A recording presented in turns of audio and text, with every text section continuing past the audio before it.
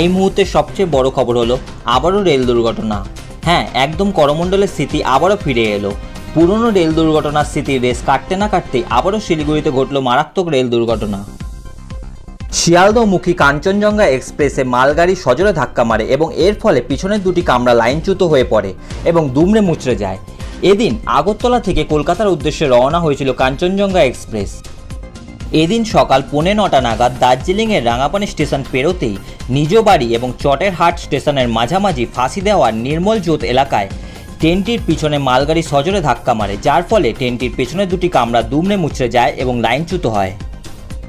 যেমনটা সূত্র মারফত জানা গেছে, দুর্ঘটনার ফলে 3 রেলকর্মী সহ 8 জনের মৃত্যু হয়েছে এবং 25 জন হাসপাতালে ভর্তি আছে, যদিও তাদের অবস্থা আশঙ্কাজনক নয়।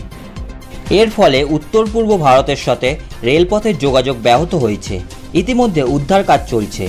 সূত্র মারফত পাওয়া খবর অনুযায়ী জানা যাচ্ছে, নিউ জলপাইগুড়ি স্টেশন থেকে একটি স্পেশাল ট্রেন গেছে উদ্ধার কাজে, কিন্তু উত্তরবঙ্গে প্রবল বৃষ্টি হওয়ার জন্য উদ্ধার কাজ ব্যাহত হচ্ছে।